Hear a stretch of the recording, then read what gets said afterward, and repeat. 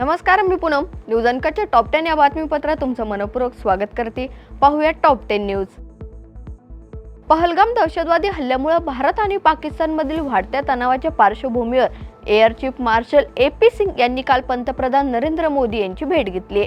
तर पंतप्रधान आणि नौदल प्रमुख ॲडमिरल दिनेश के त्रिपाठी यांच्यात झालेल्या वेगवेगळ्या बैठकीच्या 24 तासांपेक्षा कमी वेळातच हवाई दल प्रमुखांशी त्यांनी भेट घेतली. या बैठकीचा अधिकृत अहवाल माध्यमांना देण्यात आला नसला तरीही हल्ल्याच्या प्रतिसादावर सुरू असलेल्या चर्चेचा भाग म्हणून हा विचार केला जातोय. महाराष्ट्र राज्य माध्यमिक आणि उच्च माध्यमिक शिक्षण मंडळ पुणे यांच्या मार्फत फेब्रुवारी-मार्च 2025 मध्ये आयोजित करण्यात आलेल्या उच्च माध्यमिक प्रमाणपत्र 12वी परीक्षेचा निकाल आज दुपारी 1 वाजता ऑनलाईन जाहीर करण्यात येणार आहे. आणि पुढची महत्त्वाची बातमी म्हणजे पहलगामच्या दहशतवादी हल्ल्यासंदर्भात मिळालेल्या माहितीनुसार हा हल्ला करणाऱ्या दहशतवाद्यांना ज्या व्यक्तीने रसद आणि अन्न दिल्याची कबुली दिली होती आणि दहशतवाद्यांच्या स्थळावर घेऊन जाताना आरोपी तिथून पळालाय, तर पळ काढून त्याने विश्वा नदीत उडी मारली आहे असं सांगितलं जात आहे. विशेष म्हणजे या आरोपीने नदीत उडी मारतानाचा प्रसंगही कॅमेऱ्यात कैद झालाय. भाजप प्रदेशाध्यक्ष आणि महसूल मंत्री चंद्रशेखर बावनकुळे यांनी पुणे भाजप पदाधिकाऱ्यांच्या बैठकीला संबोधित करत म्हटलंय की काँग्रेसला फोडा आणि रिकामं करा असे आदेश भाजप प्रदेशाध्यक्ष चंद्रशेखर बावनकुळे यांनी दिलेत. तर पुढच्या काळात पक्षाचं संघटन अधिक मजबूत करून केंद्र आणि राज्य सरकारच्या योजना सामान्य माणसापर्यंत पोहोचवाव्यात आणि पुणे जिल्ह्याला मजबूत जिल्हा म्हणून पुढे घेऊन जाऊ. काँग्रेसची लोक आपल्याकडे आली तरी आधी तुमचा विचार करणार असं आश्वासन चंद्रशेखर बावनकुळे यांनी पदाधिकाऱ्यांना दिलेत. उपमुख्यमंत्री अजित पवार यांनी अनेकदा मुख्यमंत्री पदाबाबत वक्तव्य केलंय.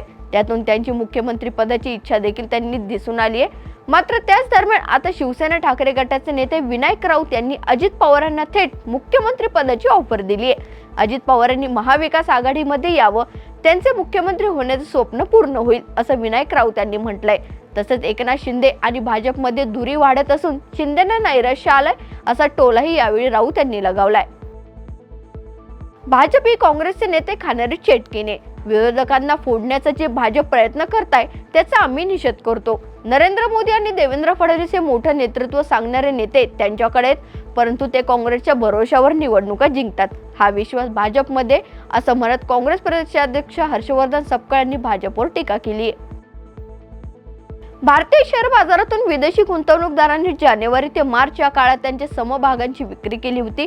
तर पहिल्या 4 महिन्यात विदेशी गुंतवणूकदारांनी 1.12 लाख कोटींची विक्री केली आहे. आणि अनुकूल जागतिक फॅक्टर्स आणि देशांतर्गत पायाभूत स्थिती मजबूत असल्यानं विदेशी गुंतवणूकदारांनी एप्रिल महिन्यात विक्रीपेक्षा खरेदीवर जोर दिलाय.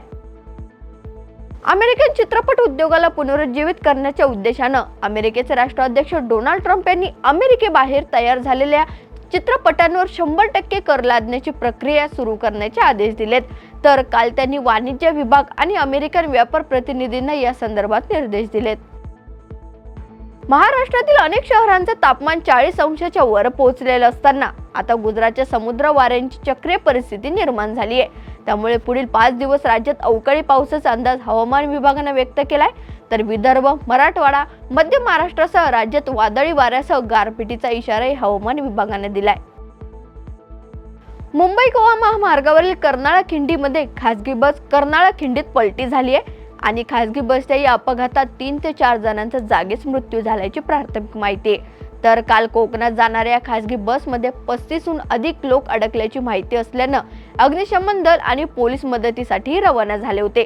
त्यामुळे कर्नाळा खिंड परिसरात मुंबई गोवा महामार्गावर प्रचंड वाहतूक कोंडी झाली. या बातमीसह टॉप 10 बातमीपत्र तिथेच थांबूयात. पाहत राहा न्यूज अनकट.